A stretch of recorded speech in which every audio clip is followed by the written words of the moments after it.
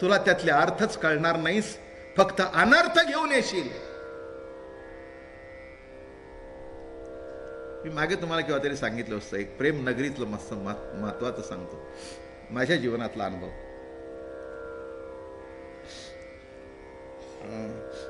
मी माझ्या आजोबांना एकटाच नातू, असा हा आहे तो, आणि ती एक ना एकटाच.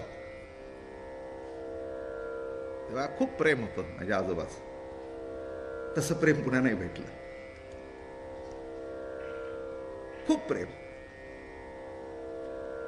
ज्ञानी आणि चिकित्सक एवढ्या पुरता दृष्ट माझं सांगत नाही मी. आणि हा घटना पुण्यातले ज्ञानराजजी रानडे यांनी मला सांगितली. मी लहान होतो आणि खूप असं गेलो जवळ. गेल्याबरोबर जवळ घेतलं, त्यांनी मुका घेतला माझा. असा मुका घेतला. तो चिकित्सक होता, त्याला ते काहीतरी विचित्र वाटलं. आता माझाच मुका घेतला ना. काय म्हणले दादा महाराज, अगदी नातवाचा मुका घेताय.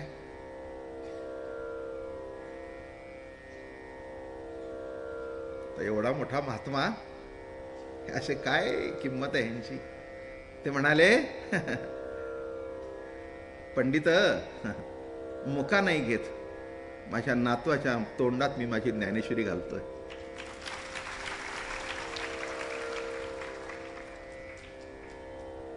प्रत्येक घटनेचे अर्थ कसे लावावे, या आपण रोज येतोय ना, याचे अर्थ लावण्याकरता प्रेमीच पाहिजे, चिकित्सक नको. त्यांना कळणारच नाही. उलट म्हणतील काय रडून आला का. अरे लेका, ते रडण्याकरता सुद्धा जन्मजन्मांतरीचं भाग्य लागतं. मुलाकरता रडणं तुला माहिती आहे, बायको करता रडणं माहिती आहे, सत्य करता रडणं माहिती आहे, पैसा करता रडणं माहिती आहे. प्रभू करता जेव्हा डोळ्यातून 2 अश्रू येईल, तेव्हा तुझा देह पवित्र होऊन जाईल. काही काही अवस्था, काही काही विचार, काही काही दर्शन, काही काही सुख असं असतं. सुख न सांगवे वैखरी कोंदली. खरं सुख तर सांगताच येत नाही, तो अनुभवजन्य विषय आहे. तसं गोप गोपीना, ऋषी मुनीना जे सख्याचं दर्शन झालं, त्याचं वर्णन कसं करणार. ठीक आहे, तितकं करता आलं नाही तरी हरकत नाही. पण ज्यांनी बघितला, ज्यांना दिसला, ज्यांना त्याची अनुभूती झाली, त्यांनी थोडं तरी आपल्याला त्या वाटेवर नेऊन सोडलं. म्हणजे आपणही त्या वाटेवरून जाऊन यदा कदाचित त्या परिपूर्णतेचं दर्शन आपल्यालाही होईल.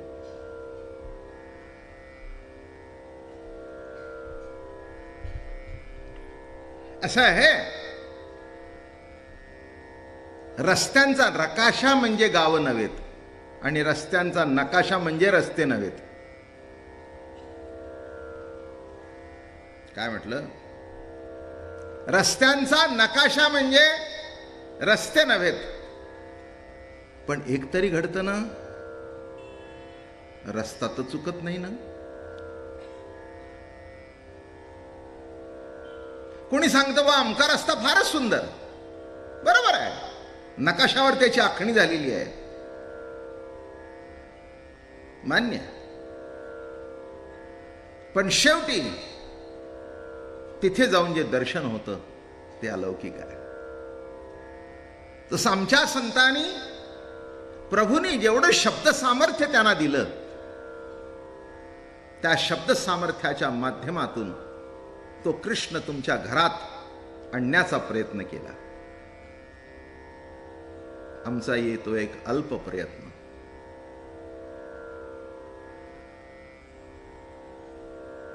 असं असतं. मन जर प्रभूने निर्माण केलं, बुद्धी जर प्रभूने निर्माण केली, तर मन जेव्हा त्या प्रभूला जाणायला जातं, बुद्धी जाणायला जाते, तेव्हा ती तिथेच संपून जाते.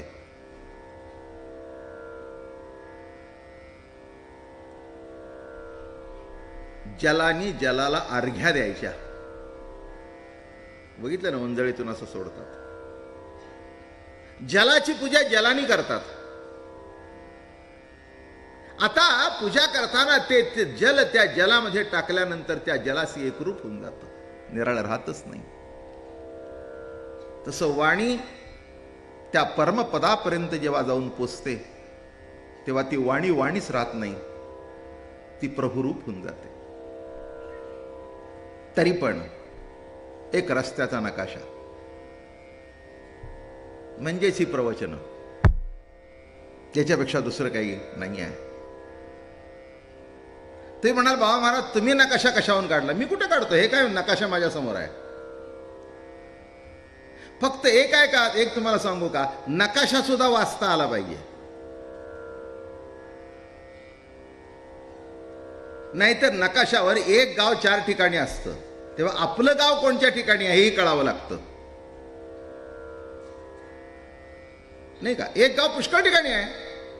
मग तुम्हाला वाटतं आपलं कुठलं? अरे जिल्हा बघ, रस्ता कुठून कुठे जातोय ते बघ. तसं नामदेव महाराजांचा हात धरून, माऊलींचा हात धरून, तुकोबारायांचा हात धरून, नाथांचा हात धरून आपल्याला वृंदावनात जायचंय आणि कृष्ण सख्याचं दर्शन घ्यायचंय. त्या कृष्ण प्रभूचं दर्शन असं होतं की दर्शन घेता घेता त्या दर्शनामध्ये मनुष्य विरून जात होता. तेव्हा आपण इथपर्यंत आलोय. यमुनेचा प्रवाह वाहत होता, जीवन प्रवाह. यमुनेचा प्रवाह नामे जीवन प्रवाह सुंदरच असतो. नदी नाले ओढे येऊन मिळतात आणि पाणी गढूळ होतं.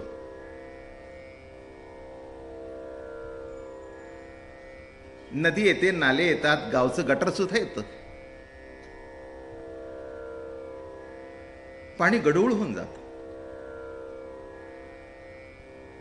तसं यमुनेसारखं परमपवित्र जीवन, त्याची वहाणी योग्य तऱ्हेने चालली होती, सागराला मिळायला चालली होती. पण अशी वाहणी चालू असताना स्वच्छ पाणी नुसतं गढूळ झालं नाही, तर विकारांच्या वास्तव्याने विषमय झालं.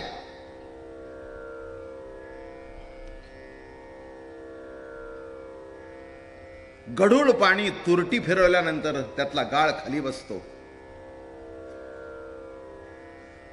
तसं आपलं गढूळ झालं असेल तर संत वचनाची तुरटी फिरवावी, म्हणजे गाळ खाली बसेल आणि पिण्यायोग्य पाणी होईल. पण शेवटी एक वर्म सांगतो, गाळ खाली बसतो पण जर्म्स मरत नाहीत, त्याच्याकरता ते उकळावंच लागतं. अशा पुष्कळ पद्धती आहेत. आणि नको ते विष जर त्या पाण्यामध्ये मिक्स झालं तर उकळून सुद्धा जमत नाही. त्या विषाचा नायनाट करण्याकरता श्रीहरीला शरण जावं लागतं.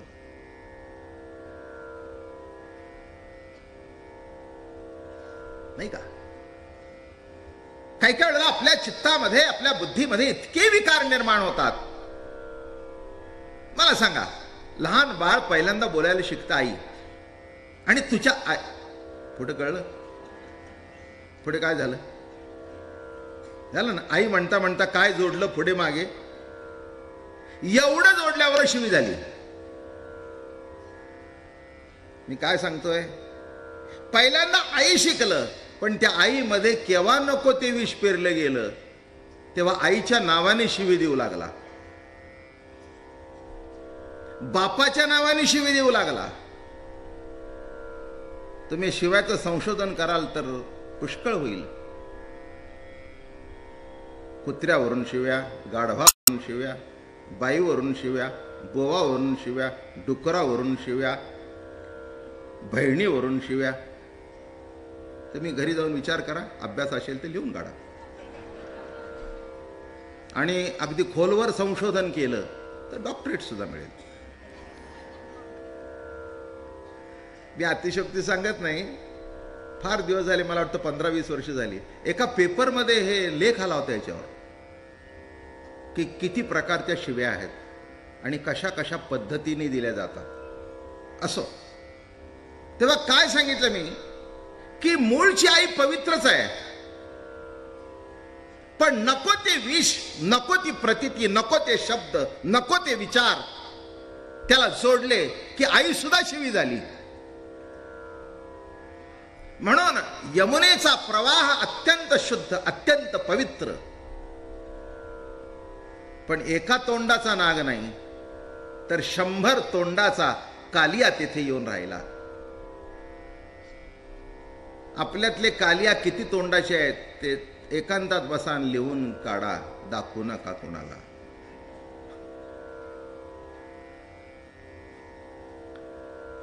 एका माणसामध्ये उत्तम जीवन चाललं असताना किती वाईट विचार येतात, किती दुष्ट विचार येतात.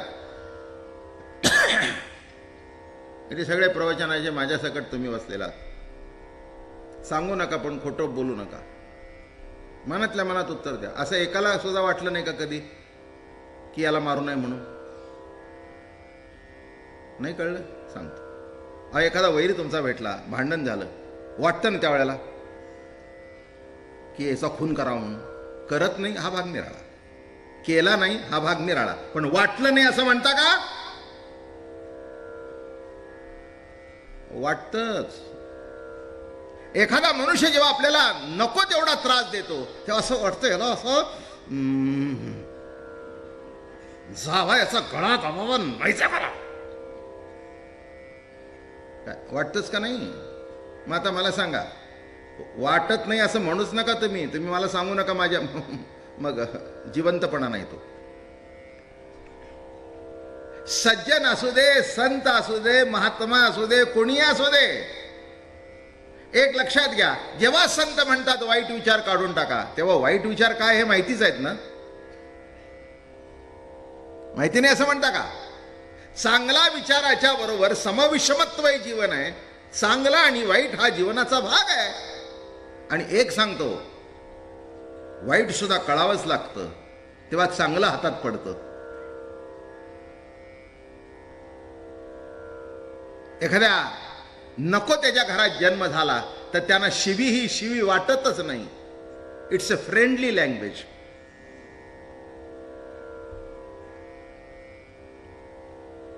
काय त्याला शिवी सुद्धा शिवी वाटत नाही? किती आश्चर्य आहे, कारण त्याचा सुद्धा सराव झाला. म्हणून लक्षात ठेवा, जीवन प्रवाह शुद्ध आहे, त्याच्यामध्ये नको ती वस्ती झाली आणि इतकी जबरदस्त वस्ती होती की ते विकार, काम काय, क्रोध काय, लोभ काय, दंभ काय, मत्सर काय, याचा नायनाट भल्या भल्याला होत नाही. त्याच्याकरता देवाने विचार केला, लहान मुले नाहीत तवज्ञान झाले गत प्राण सकळांचे. एक सांगतो, विकार आधीन झालेला माणूस गतप्राणच होतो. नको तिथलं पाणी म्हणून सध्या तर काळजी घ्या. खरंच सांगतो, सध्या साथीचे रोग इकडे तिकडे पसरत चाललेले आहेत. हे पाण्यात आलेलं विष आहे बघा. डेंगू आहे, कॉलेरा आहे, गॅस्ट्रो आहे, बरोबर आहे. मरतात की नाही माणसं? अजून सांगू का, मोठे मोठे कारखाने झाले आणि शुद्ध पाणी कारखान्याचा सगळा घाण केमिकल्स टाकली आणि ज्या पाण्यावर माणसं जगत होती त्या पाण्यानेच माणसं मरू लागली. पण काय चुकलं? कंसासारख्या राजकर्त्यांचा जर त्यांना आश्रय असेल,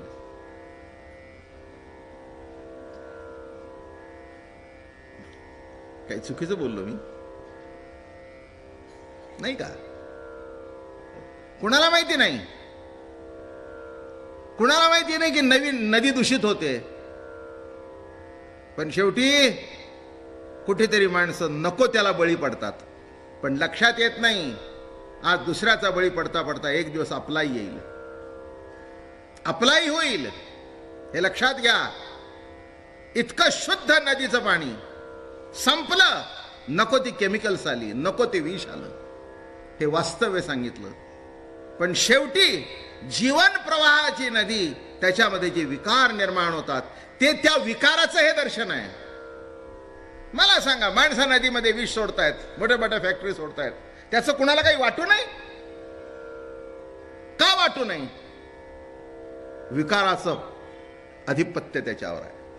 आणि म्हणून जग जेठी तेव्हा क्रोधावला चित्ती, करिणी शांती तुझी आता, माझ्या लेकरा दिधला असे त्रास, करिणी नाश आता तुझा, त्रैलोक्यात कोण ऐसा हो समर्थ, माझे शरणांगत मारील तो. काय सांगतायत? चिडला देव, भगवंताला राग आला. अरे म्हणे, माझ्या भक्ताला मारतोयस?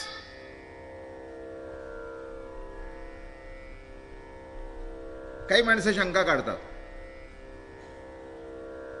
की देव भक्तांचा सांभाळ का करतो, इतरांचा का कळत नाही? म्हणजे देवात भेदभाव नाही का? असेही काही काही माणसं चर्चा करतात. असा कसा देव, सगळ्यावर समत्वाची दृष्टी? मग असं कसं करतो? नाही, तुमच्या लक्षात येत नाही. जे ज्यायते ते सगळ्याला समत्वाने दिलेलं आहे. काय असं म्हणता का भजन करणाला भूक लागते आणि बिन भजन करणाला भूक लागत नाही? काय, भूक सगळ्याला लागते, सारखी दिली. ताण सगळ्याला लागते, सारखी दिली. चोरला सुद्धा डबोलं मिळतं का नाही? तुमच्यापेक्षा जास्ती. आता त्याच्यावर सुद्धा कृपा आहेच की. पण एक आहे, तुम्हाला 5 रुपयातून जे सुख मिळेल ते त्याला 5 लाखातून मिळणार नाही. हे वर्म आहे त्यातलं, हे वर्म आहे. समजू नका. तिथे देव सारखाच देतो प्रत्येकाला. हे बघा, पुतनेच्या स्तनामध्ये जे दूध होतं ते चांगलंच होतं, पण तिने विष भरलं. बोलणं समजलं का माझं? ती राक्षसी नव्हती. असं नाही की तिच्या स्तनातलं दूध वाईट होतं, पण कृष्णाला मारल्याकरता तिने दुधामध्ये सुद्धा विष टोचून घेतलं. हा आसुरी बुद्धी. आणि ही ज्यांच्यात आहे त्यांना तो नष्ट केल्याशिवाय राहत नाही. आपल्या डोक्यातली जरी ऊ असली तरी तिला मारावी.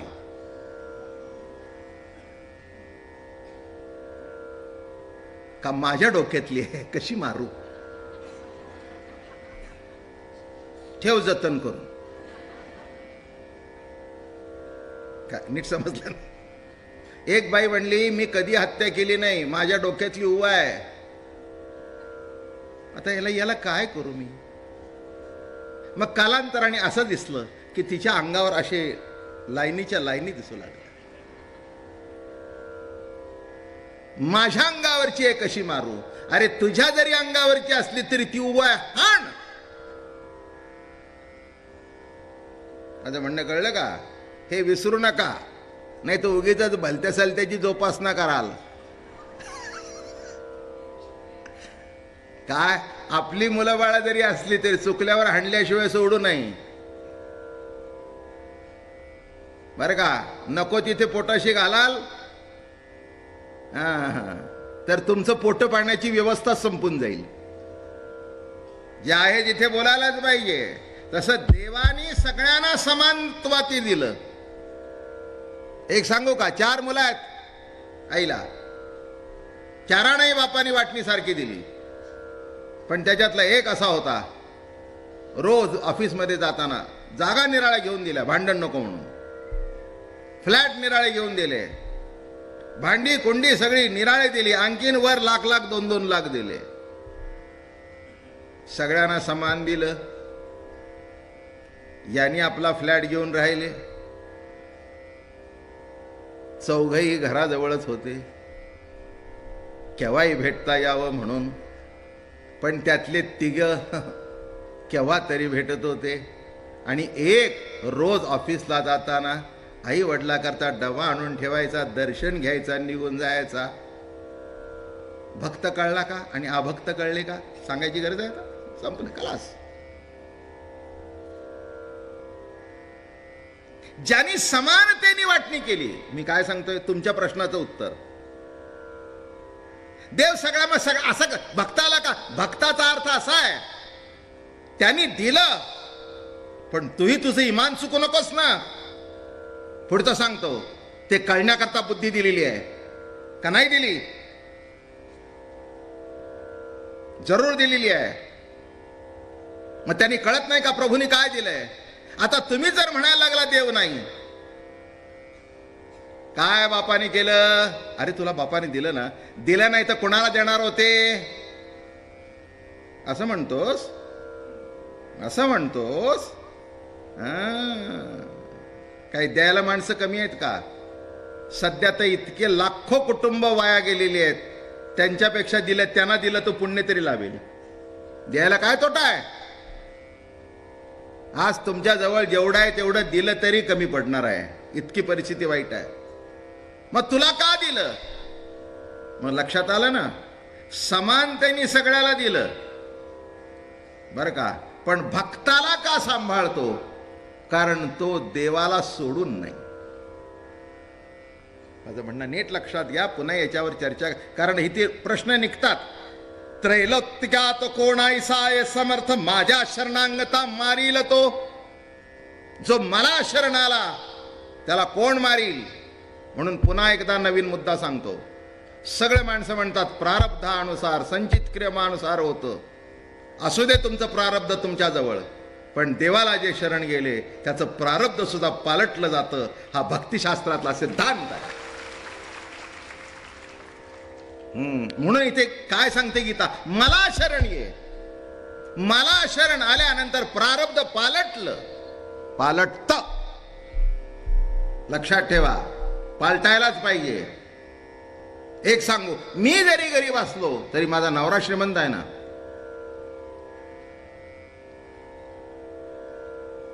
माझ्या नावावर काही नाही, पण नावावर नसताना गाडी माझ्या करताय.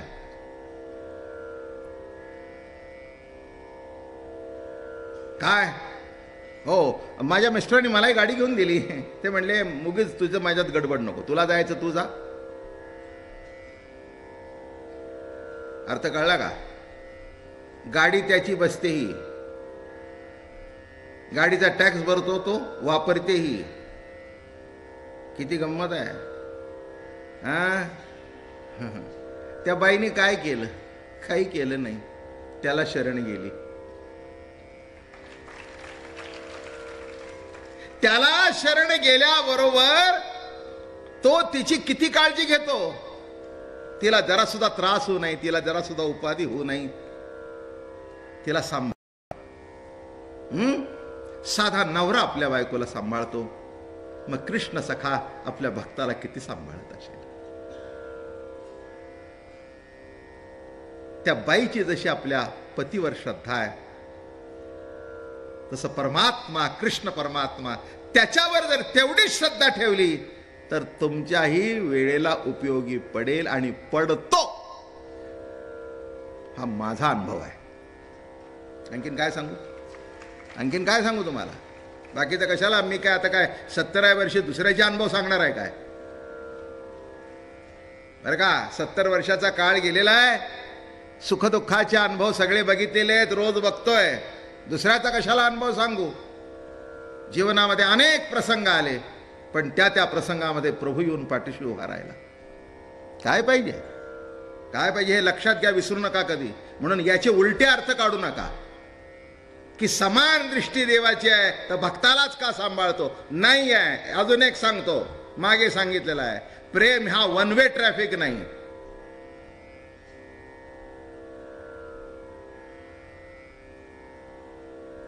दोन्हीकडूनही पाहिजे.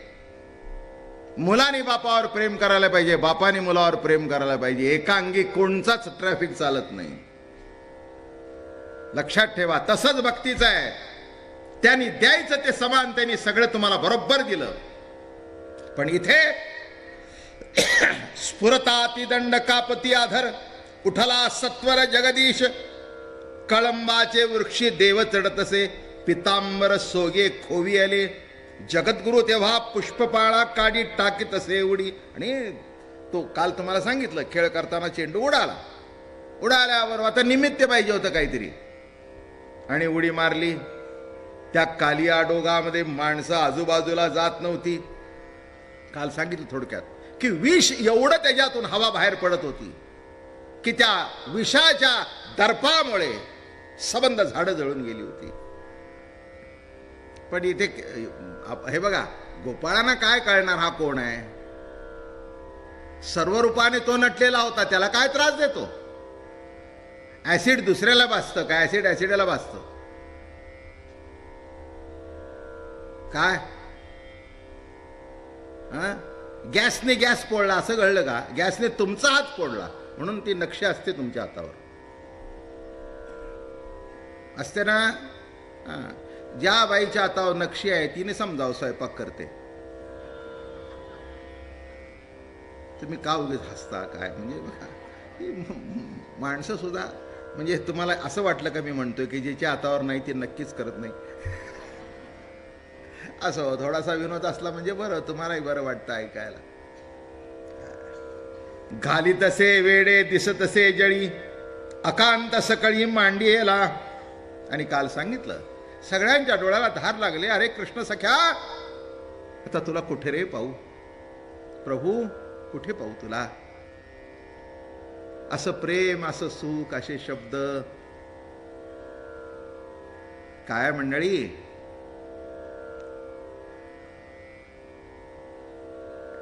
सगळे शब्द सगळ्यांच्या तोंडातून बाहेर पडू शकतात, पण काही काही शब्द असे असतात ते सर्वांना जरी ठाऊक असले तरी ज्याच्या तोंडातून बाहेर पडायला पाहिजेत ते तेव्हा बाहेर पडतात, तेव्हाच ते शब्द आनंद देतात. जरा विचित्र दृष्टांत सांगतो, चांगल्या मनाने ऐका. शेजारचा जर म्हणला, बाई माझं तुझ्यावर प्रेम आहे, चपलीने हाणील ना, आणि हाणलं तर काही चुकलं का? माझं म्हणणं कळलं का?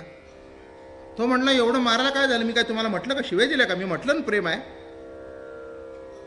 नाही, ते जर पती म्हणाला की खरंच माझं तुझ्यावर प्रेम आहे, ती म्हणेल आता इथून पुढे म्हणूच नका, एवढा शब्द आयुष्यभर जतन करून ठेवीन.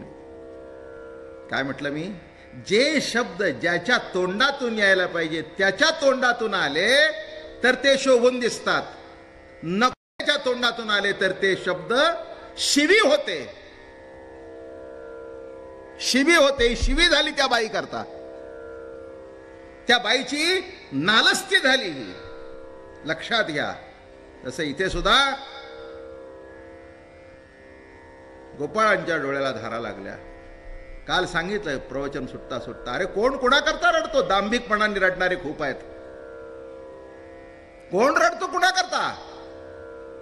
अहो, जे पोटी आले, ज्यांच्याकरता केलं सगळं, त्यांना सुद्धा तुम्हाला दावा करायला फुरसत नाही. मी एका ठिकाणी भेटायला गेलो, तिसरा दिवसच होता. मी भेटायला गेलो तिथे दाराला कुरूप होतो.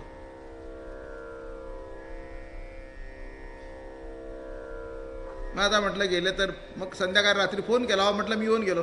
म्हणले महाराज हात सांगितलं असतं तर घरी राहिलो असतो. मला काय माहित नाही. म्हटलं 10 दिवसात तुम्ही कामावर जाल हे मलाही माहिती नव्हतं.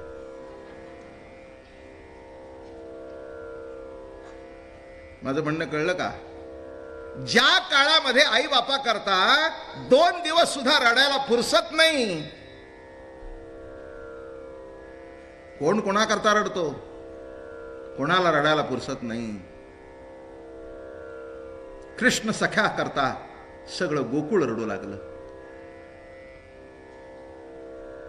बोलता बोलता असं सुचलं मला, यमुना सुद्धा अश्रू ढाळू लागली. यमुना अश्रू ढाळू लागली. अरे कृष्ण सख्या, अरे जीवीच्या जीव लगा. अजून निराळ्या पद्धतीने सांगतो, सगळे गेले तरी चालतील, पण जो निखळ प्रेम आपल्यावर करतो तो गेला तर आयुष्यच संपलं. निखळ प्रेम. निखळ प्रेम. आई भेटेल, बाप भेटेल, पण प्रेम करणारी जी व्यक्ती असते ती जर निघून गेली तर आयुष्य संपलं सगळं. म्हणून एक सांगू, एखादी व्यक्ती आपल्यावर जर प्रेम करत असेल, आयुष्यभर काळजी घ्या, त्या प्रेमाला धक्का लावू नका. त्याच्या प्रेमाला तडा जाईल असं वागू नका. कारण लिहून ठेवा माझं वाक्य, ती व्यक्ती जर जीवनामध्ये निघून गेली तर पुन्हा तसा प्रेम करणारा नाही भेटणार तुम्हाला. कोण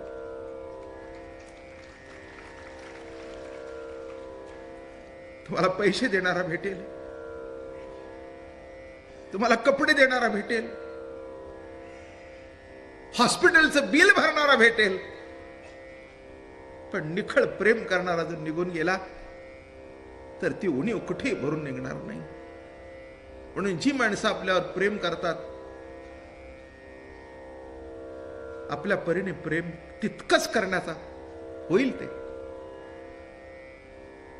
ती वस्तू बाजारात मिळत नाही हो.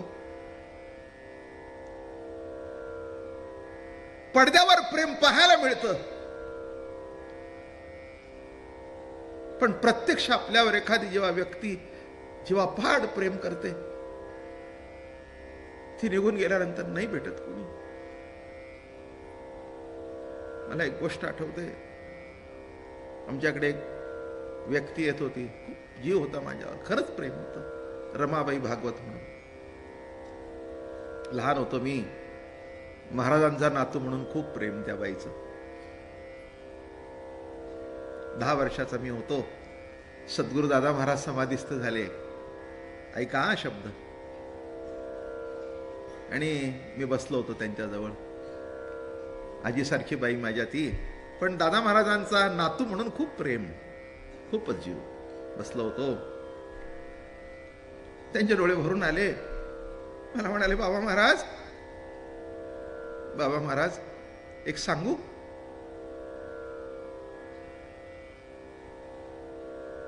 आमचे महाराज नाही गेले, आज आमच्या आयुष्यातलं कौतुक गेलं. काय शब्द होते बघा. आज आमच्या आयुष्यातलं कौतुक गेलं. शब्द लक्षात आले. दोष काढणारे सगळे असतात, पण येईल त्याचं कौतुक करणारा माणूस गेला. कौतुक कोण करतो? जो निखळ प्रेम करतो तोच कौतुक करू शकतो. माझं बोलणं समजलं का तुम्हाला? तेव्हा ज्या दिवशी कौतुक करणारे माणसं निघून जातील, पुन्हा तशी भेटणार नाहीत, लक्षात ठेवा. म्हणून जिथे प्रेम आहे तिथे थोडा सुद्धा धक्का लागू नये असं वागावं बाबांनो. सगळं गोकुळ रडू लागलं, वृंदावन रडू लागलं, जमिनीला पाझर फुटू लागले, दुःखाचा पाझर फुटत होता.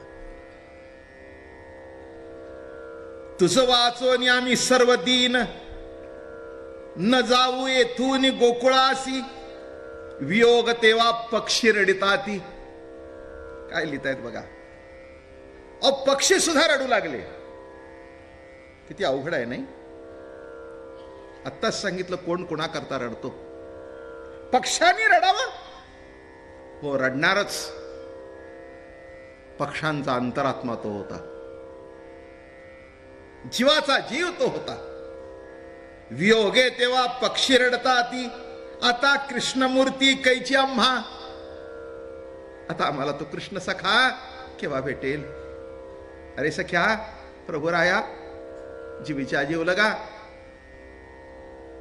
तुझ्यासारखं रूप नाही, तुझ्यासारखं गुण नाही, तुझ्यासारखी खोडी नाही, तुझ्यासारखं प्रेम नाही.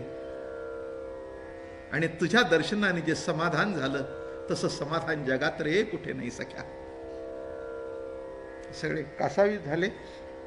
बोलोनी आईसे निस्तेज पडती, नदी वाहत होती स्थिरावली.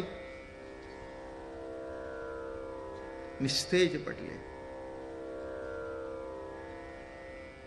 इथे संपून जावं असं वाटलं.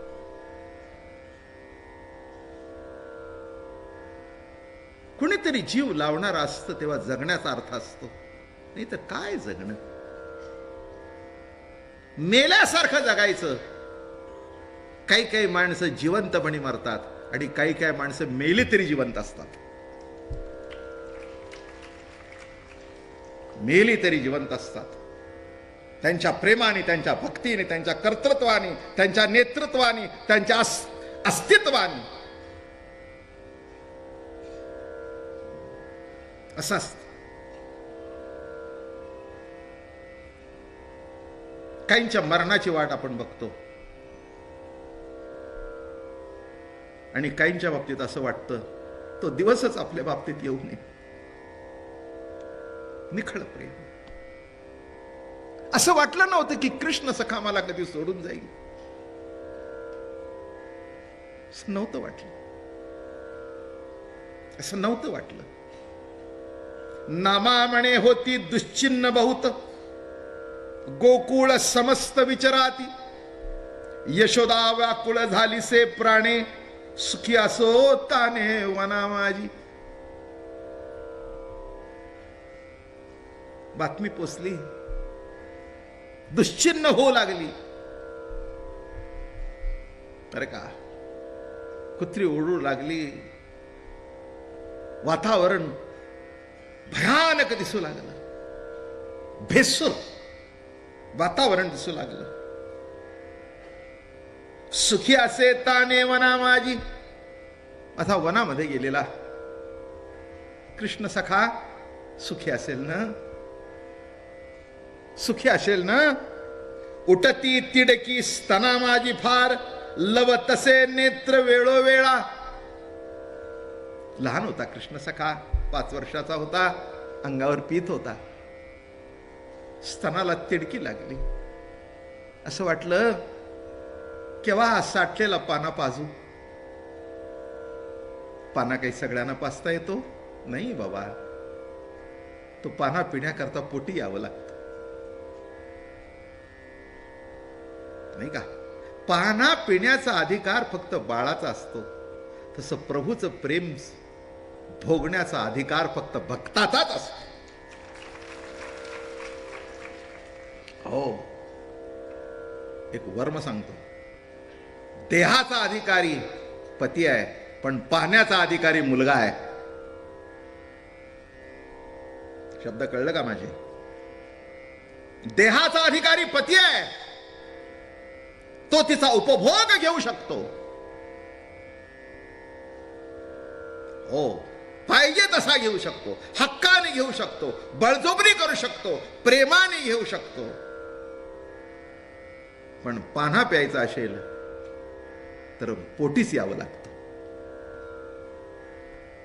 तसं प्रभूचं प्रेम जर तुम्हाला चाकायचं असेल तर ज्ञानीन विद्वान होऊ नका, त्याचं बाळ होऊन त्याच्या पोटी या. ते म्हणाल बाळ कसं व्हावं? एक सांगू, बाळ म्हणजे कळलं कोण? मी नाही प्रभू, तूच आहेस रे. मी नाही, तूच आहेस. तूच आहेस म्हटलं की तुम्ही बाळ झाला, तो पिता झाला, तो जीवीचा जीवलग झाला. आणि म्हणून वर्णन केलंय, लवती नेत्र वेळ जीव तळमळी दाटे माझा कसा, पाहिन पाडसा माझ्या केव्हा. जीवाला तळमळ लागली.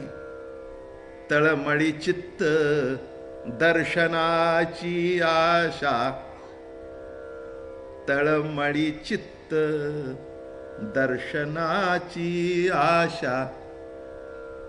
जीव झुरे तुझ साठी, जीव झुरे तुझ साठी. जीवीच्या जीवना तुझ्या करता रे माझा जीव झुरतोय. ही झुरणी हीच भक्ती आहे. ते काही ज्ञान बी नाही का चिरफाड करायची. विद्वान असेल तो सगळ्याची चिरफाड करतो. हे प्रवचनामधून इथून जवळजवळ सगळ्यांच्या कंठ भरून आला, डोळ्यातून अश्रू वाहत आहेत. एखादा चिकित्सक म्हणेल काय हे बोळसटपणा नाही रे समजायचं तुला. तुला नाही रे समजायचं, तू येऊच नकोस वृंदावनात, तू येऊच नकोस, येऊच नकोस, जरासंधाच्या नगरीत राहा. प्रेम नगर मत जाना मुसाफिर. हे मुसाफिर, या प्रेमाच्या नगरीमध्ये येऊ नकोस. तुला त्यातले अर्थच कळणार नाहीस, फक्त अनर्थ घेऊन येशील. मी मागे तुम्हाला केव्हा तरी सांगितलं असतं, एक प्रेम नगरीतलं मस्त महत्वाचं सांगतो, माझ्या जीवनातला अनुभव.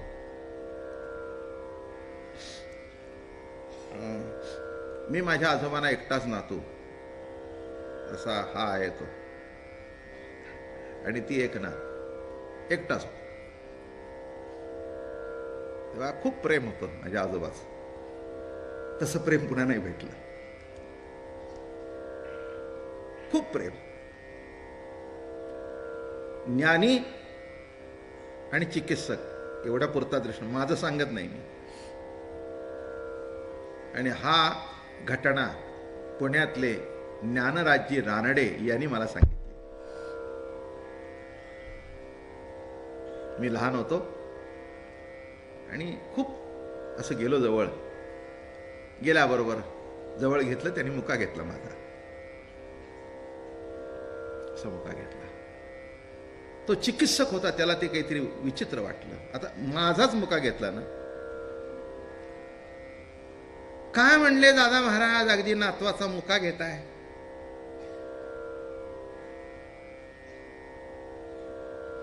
एवढा मोठा महात्मा, असे काय किंमत आहे ह्यांची.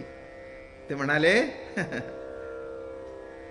पंडित, मुका नाही घेत, माझ्या नातवाच्या तोंडात मी माझी ज्ञानेश्वरी घालतोय.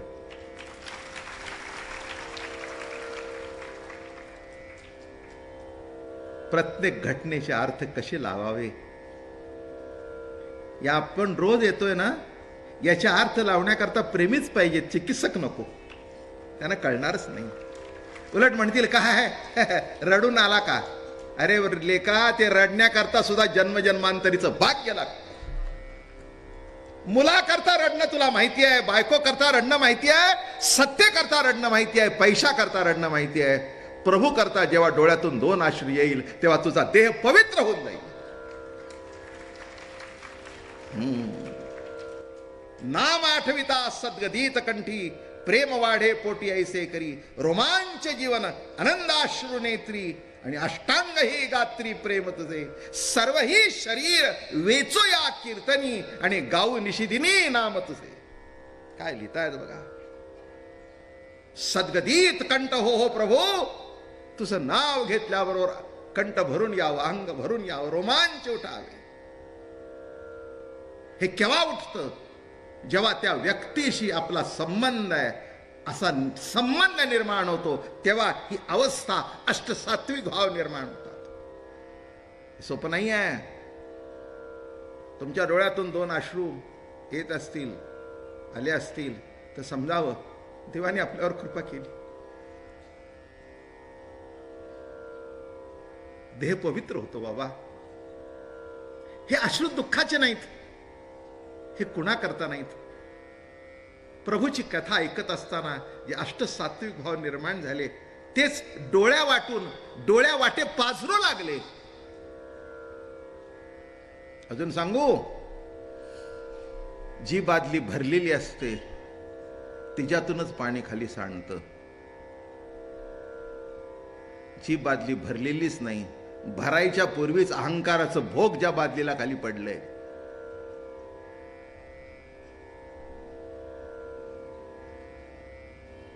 एखादा भोग पडला असेल तर तळ बदलून घ्या.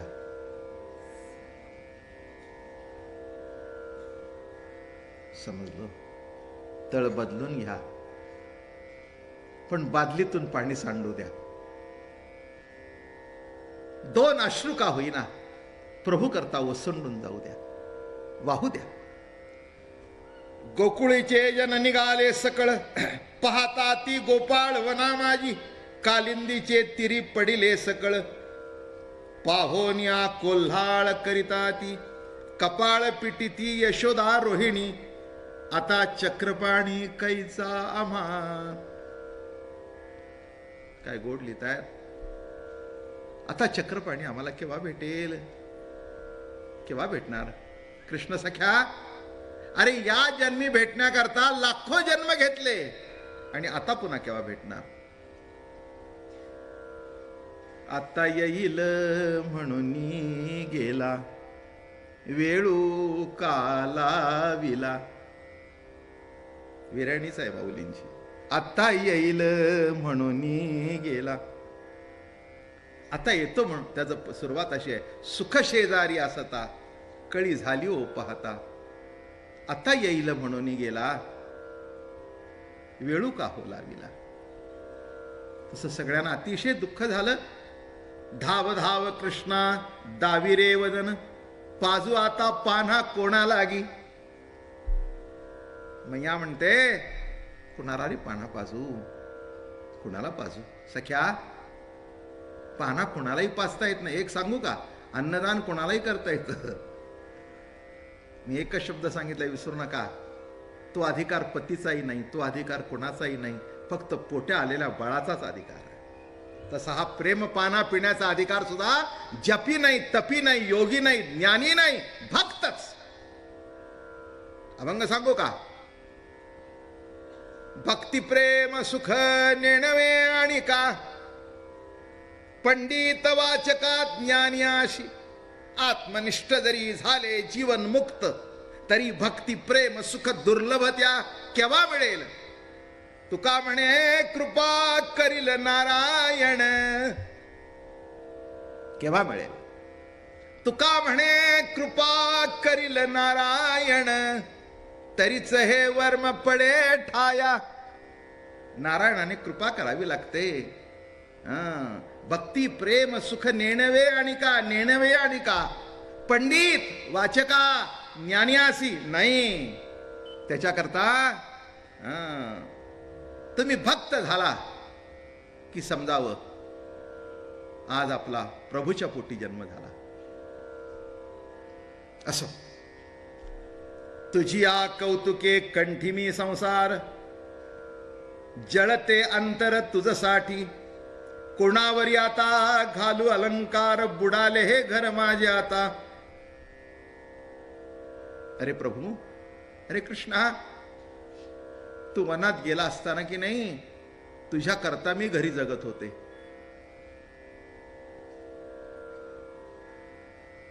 तू वनात होतास, पण मी तुझ्याच कामात होते. तुझे कपडे धुवायचे, तुझा शेला धुवायचा,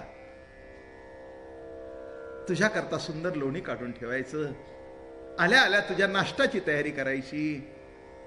अरे कृष्णा, मला तुझ्याशिवाय दुसरा नाद नव्हता रे. तू वनात गेला तरी तुझ्या कामामध्ये मी व्यस्त होतो. आता कुणासाठी करू. कोणावरी आता घालू अलंकार, बुडाले हे घर माझे आता.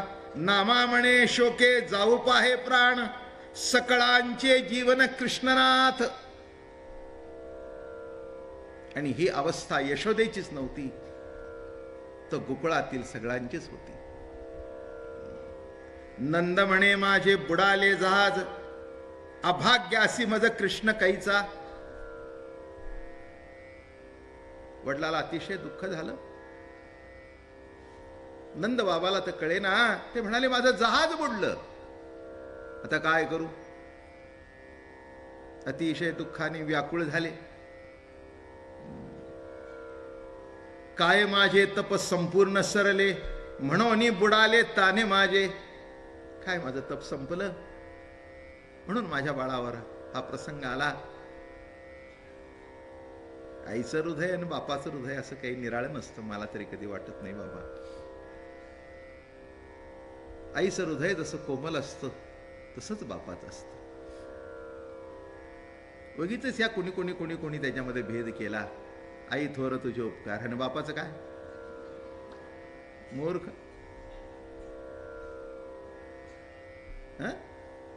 आईचे उपकार जे असतील, बाप काही कमी आहे. बापाने आणलेल्या पैशातून पोळी घालते म्हणून आई प्रिय. आणि पैसे कमवण्याकरता 12-12 तास बाहेर झटतो, तो बाप कमी असं म्हणता? मी एक शब्द या बाबतीत कुणाला बोलून देत नाही. सगळ्या महाराष्ट्रातल्या बापांचा नंबर 1चा वकील मी आहे.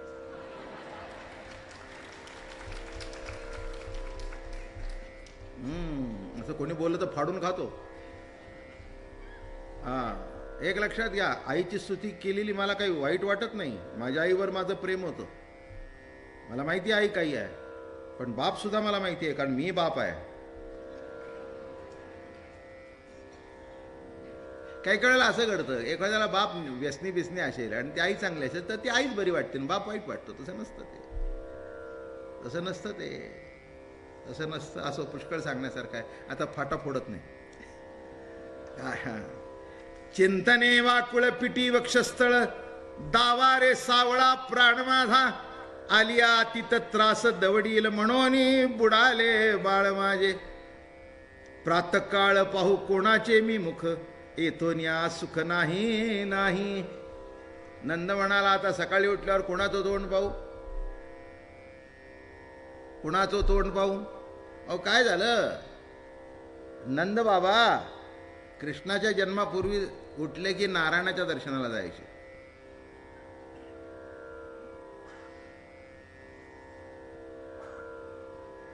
पण हे झाल्यापासून की नाही, सरळ जायचे, असे वळून जायचे. यशोदा उठला का ग? नाही अजून झोप. असं पांघरून कराय, असं बघायचं आणि मग जायचं. आणि मग पुन्हा नारायणाला हात जोड, नारायणा चुकलं रे, नारायणा मी चुकलो बरं का, नारायणा खरं सांगू का तुला, खरं सांगतो, खरं खरं सांगतो. हा मुलगा झाल्यापासून ना, अरे डोळे झाकल्यावर पूर्वी तुझं ध्यान दिसायचं, आता डोळे झाकले की तोच समोर येतो. नारायणा, अरे तर काय नारायणा, नारायणच येतोय ना, अरे दुसरा कोण येतोय? अरे नंदा, तुझा नेम चुकला नाही. सकाळी उठून स्थापन केलेल्या मूर्तीकडे बघण्यापेक्षा ज्याची मूर्ती आहे त्याचं तोंड तू बघतोयस, वाईट कशाला वाटतं? असं आहे.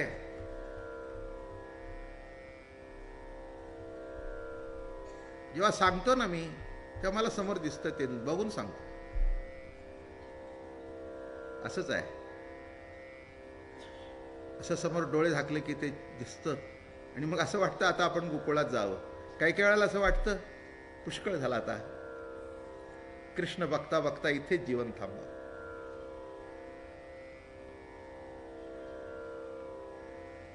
त्या कृष्ण सख्याचा पदर काढावा, असं बघावं. नारायणा पुढे उभं राहावं, नारायणा मला क्षमा कर, मला क्षमा कर रे बाबा, हा मुलगा माझ्या समोर येतो. कुठे माहिती होतं यांना? आणि मुद्दाम कळून दिलं नाही. कळलं असतं तर संपलं असतं,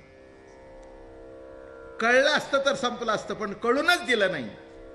याचा अर्थ कळला का? ज्ञान तिथे मध्ये टाकलं नाही.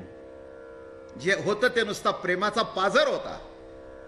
समस्ताची दृष्टी करी तुझ कष्टी, म्हणून या जग जेठी टाकी आले. काय रे बाबा, सगळे तुझ्याकडे बघतात टक लावून, म्हणून तुला वाईट वाटलं की काय? का टाकलंस? गोकुळीचे जन देऊ पाहती प्राण, वाचा अवया कारण काय आता. अभय देत असे बळीभद्र सर्वासी, मारुनी दुष्टासी येईल आता. पण एक होत, तो प्रसंग काय होता हे प्रभूला माहिती होतं. म्हणून त्या दिवशी बरे मला सांगितलं की तू घरात थांब, म्हणजे थापून तरी धरशील ना, काही झालं तरी काय, तू थांब. मग बळीरामजी यशोदा मैयेला, रोहिणीला, गोकुळातल्या लोकांना, अरे काय तुम्ही काय वेडीवेडी आहे काय? काही कळतं का नाही तुम्हाला? अरे कशा करता रडताय, कशा करता दुःख करताय? विचार करू नका. जी बातमी आली आहे डोहा तोडी टाकली आहे, बघा काही वेळाला तुम्हाला कळेल, तो मारून येईल. तुम्हाला कळलं नाही? अहो कोण आहे तो? अभय देत असे बळीभद्र सर्वासी, मारुणी दुष्टास येईल आता. अंतर्यामी जाणे जन झाले वेडे, नामा म्हणे वेडे काढीत असे तयाच्या मस्तकी नाचे. आणि इथे काय झालं? अशी उडी टाकली. उडी टाकल्याबरोबर असा जो सूर मारला त्या हो विषारी पाण्यातून, तो हा नाग कालिया सुस्त झोपला होता. त्याच्या बायका भरपूर, सकुटुंब सपरिवारी आला होता.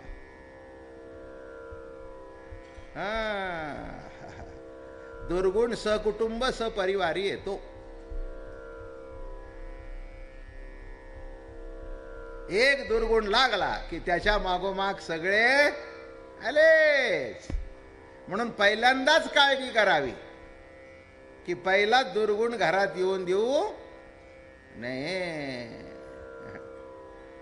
सगळ्या गावातले जंतू तुमच्या घरात आल्यावर तुम्ही माराल का? नाही. एक जंतू आला तरी सगळ्याला मारेल. काय तसं एक एक एक कुठं चुकून त्याच्याकरता जतन करावं, त्याच्याकरता काळजी घ्यावी. आणि मग असा गेल्यानंतर सुस्त पडला होता. आणि त्या नागपत्न्या काय त्यांनी बघितलं, अरे अरे अरे म्हणे, काय बाई आहे ही, एवढ्या मोठ्या पोराला असं सोडलं, इतकं सुंदर, इतकं सुंदर, अरे आई आहे का कोण आहे? असा उभा राहिला आणि त्याला बघितले, एक लात मार. नको नको नको नको नको नको नको बाबा, नको बाबा, नको बाबा, नको बाबा. त्यांनी जरी लात मारली तरी त्यांना वाटलं एवढं साजिरो गोजिरो पोर, काय झालं तर काय होईल, किती सुंदर. आता किती सुंदर म्हणून सांगू.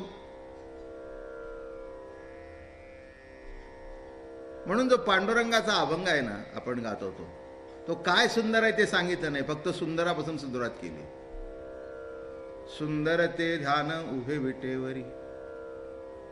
आहे का त्याच्यात सुंदर म्हणजे काय? खरं सुंदर असतं त्याची व्याख्याच करता येत नाही. ते बघावं डोळ्यांनी आणि त्याचा अनुभव घ्यावा. म्हणून ज्ञानोबारांनी सुद्धा वर्णन केलं नाही. रूप पाहता लोचनी सुख झाले ओ साजणी, सुख झाले ओ साजणी, तो हा विठ्ठल बरवा, तो हा माधव माधव बरवा. पण हे सोपं नाही, बहुत सुकृताची जोडी, म्हणून विठ्ठली आवडी, तो हा विठ्ठल बरवा. आणि सुख आहे का? सर्व सुखाचे आगर. आणि बाप रुक्मादेवीवर राधा रमण हरी गोविंद राधे, राधा रमण हरी गोविंद राधे.